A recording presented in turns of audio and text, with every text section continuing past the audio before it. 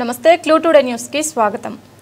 మోసపూరిత హామీలతో అధికారంలోకి వచ్చిన కాంగ్రెస్ పార్టీ ప్రజలకు హామీల పేరుతో బాకీపడ్డ మొత్తాన్ని తక్షణం చెల్లించాలని అప్పుడే స్థానిక సంస్థల ఎన్నికలకు వెళ్లాలని మాజీ మంత్రివర్యులు మేడ్చల్ శాసనసభ్యులు మల్లారెడ్డి డిమాండ్ చేశారు।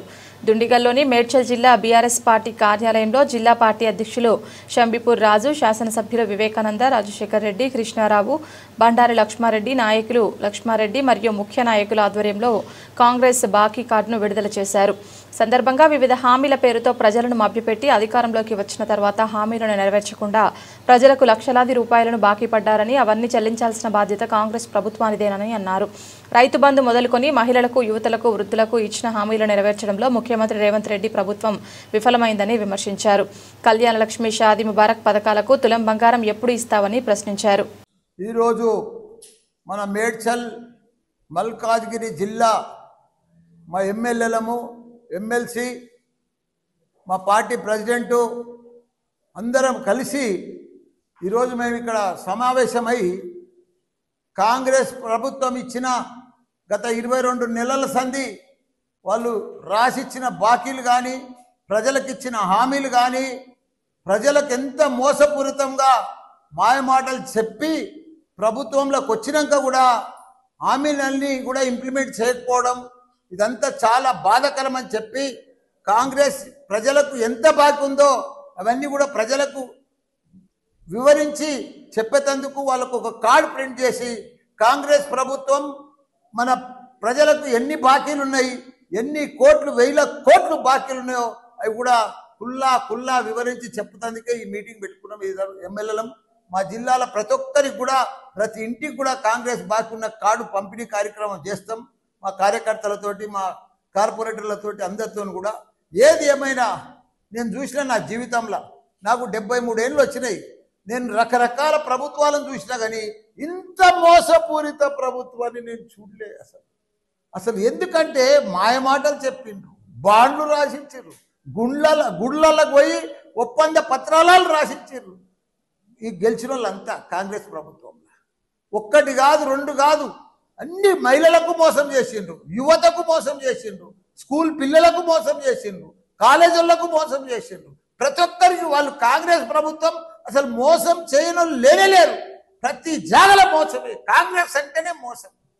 అదే మా కేసీఆర్ సార్ ఉన్నాడు, మేము తెలంగాణ రాకముందుకు హామీలు ఇవ్వకున్నా, రాసి ఇవ్వకున్నా, ఎజెండాలు పెట్టకున్నా అన్నీ కూడా ఇంప్లిమెంట్ చేసాడు। దళిత బంధు ఎజెండాలు పెట్టలే కానీ దళితులకు ఇచ్చిండు 10 లక్షలు, దళితులను గొప్పలను చేయాలని। ఇట్లా రైతులకు కానీ, రైతు బంధు కానీ, ఇవన్నీ కూడా రకరకాలుగా భారతదేశంలోనే ఒక ఆదర్శ రాష్ట్రాన్ని తీసుకొచ్చిండు మా కేసీఆర్। మా కేటీఆర్ యువకులను ఎంతో మంది 3 లక్షల ఉద్యోగాలున్న ఐటీ ఉద్యోగాలను ఈరోజు 9 లక్షల దాకా తీసుకుపోయిండు।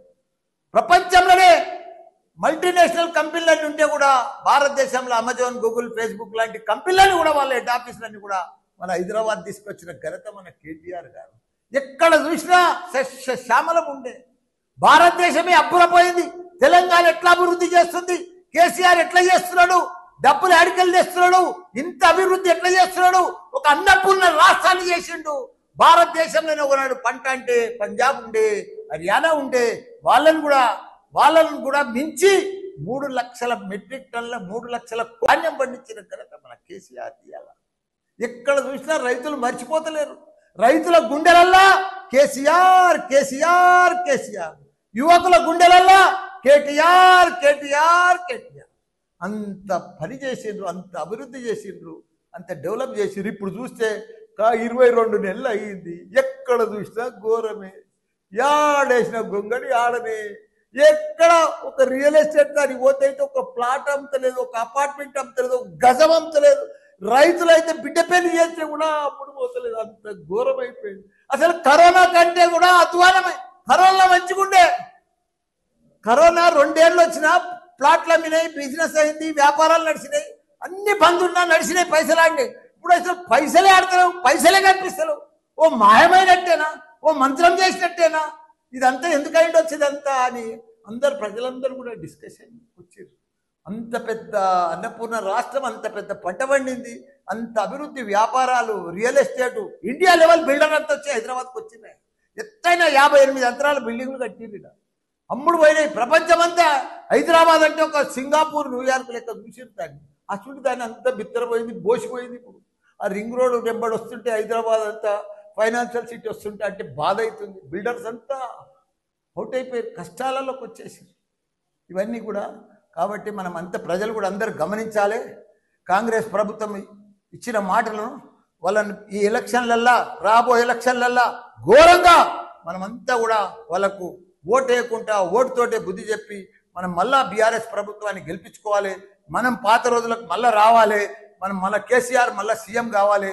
మనం అందరం కూడా ఒక యూనిట్ తోటి టీం వర్క్ కూడా జూబ్లీహిల్స్లో కూడా వాళ్ళు ఎంత చేసినా ఎంత ఖర్చు పెట్టినా గ్యారంటీగా బీఆర్ఎస్ పార్టీ గెలుస్తారు.